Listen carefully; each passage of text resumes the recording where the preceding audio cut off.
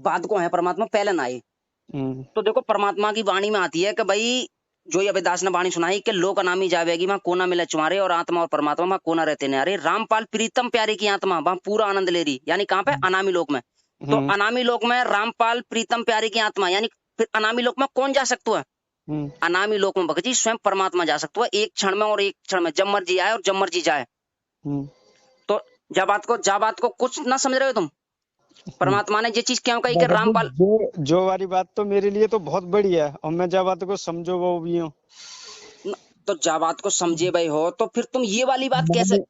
अनामी लोक में आत्मा और परमात्मा न्यारे नहीं रहते हैं, ठीक है? और अभी तुमने जो कही कि वहां परमात्मा जा सकता है खाली, अब वहां गुरुजी ने जो कही आत्मा और परमात्मा न्यारे न रहते हैं, चुबारे कहने का मतलब। हाँ बिल्कुल बिल्कुल। और न्यारे भी न रहते हैं, सब इकट्ठे रहते हैं वहाँ।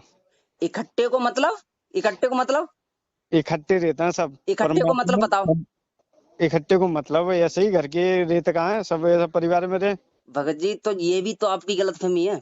और बताओ फिर, और चिपक के रहना, ये भी तो आप देखो भगत जी, समझो किसी चीज को। कोई गलतफहमी मुझे भी हो सकती है, आपको भी हो सकती है।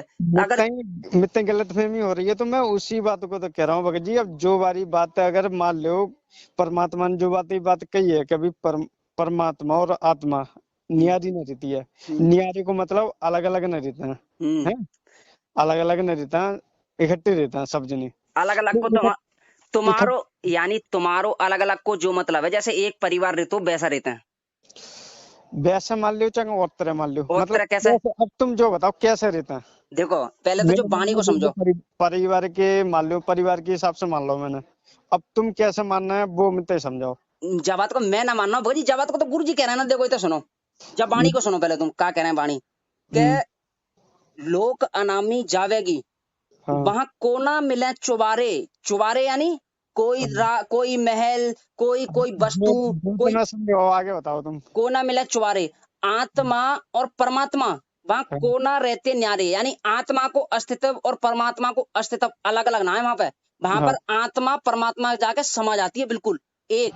हम परमात्मा में जाकर समा जाता है, वहां पर अलग ना रहती है कोई चीज। भगत जी तुमने वो वाली बात कर दी, राधा स्वामी वाली। हाँ तो वही बात है, वही तो बात है भगत जी। हाँ वो चीज आ गई भगत जी। हाँ तो भगत जी वही चीज है।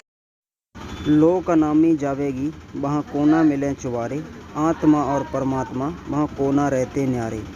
इस वाणी को भगत समझकर जो समझ गए हैं भगत, वो इस वाणी से भी क्लियर कर लेंगे कि अनामे लोक में कोई सृष्टि नहीं है, वहाँ पर सिर्फ परमात्मा ही है अकेला। वहाँ पर जो नीचे के जो लोक हैं, अगम, सतलोक, अलख लोक, यहाँ से जो छुटकारा होकर आत्मा जाती है अनामी लोक में, वो परमात्मा में जाकर समावित हो जाती है। ये वाणी इस चीज़ का जो है क्लियर करती है। फिर परमात्मा ने इसको जो है साफ साफ अपने सत्संगों में भी बता रखा है। वो सत्संग भी सुन लीजिए पहले आप, ये सत्संग सुने। सच कहूँ ना झूठ रती मेरी बात मान ले मेरी, सतलोक में जाके सुरता संकट कट जा सारे। अलख लोक और अगम लोक के, यानी सतलोक में जाकर के फिर अलख अगम लोक को और सतनामी को हम वहां जाकर के प्राप्त करेंगे। वहां अलग से वहां भक्ति, हम चाहेंगे ऊपर जाना तो वहां भक्ति करेंगे, नहीं तो सतलोक में। जैसे वहां इस लोक ने छोड़कर जी को ना, और ये तो छुट्टे भी गा, तो वहां तो इतना आनंद हो जाएगा। वो आपकी इच्छा आगे ऊपर चलना या ना चलना, सतलोक तक जाने के बाद कोई कष्ट नहीं है, फिर पुनर्जन्म नहीं है। अनामी लोक में जाने के बाद फिर वहां आत्मा और परमात्मा एक हो जाते हैं, आत्मा परमात्मा में समा जाती है। लेकिन सतलोक, अलखलोक और अगम लोक में वहां आत्मा और परमात्मा का अलग अस्तित्व है। इस सत्संग में बिल्कुल परमात्मा ने क्लियर कर दिया कि अनामी लोक में जाकर आत्मा परमात्मा में जाकर समा जाती है। आत्मा का अपना कोई अस्तित्व नहीं रहता।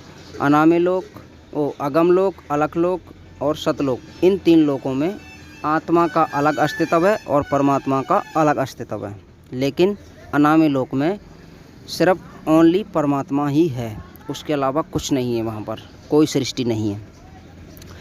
अब कुछ भक्तों के मन में शंका उत्पन्न होगी कि यही बात जब राधा स्वामी वाले कह रहे थे कि जैसे समुद्र में बूंद समाना या आत्मा परमात्मा में जाकर समा जाएगी, तो गुरुजी ने उस चीज़ का विरोध क्यों किया। तो भाइयों भक्तों, वो प्रकरण सतलोक का था।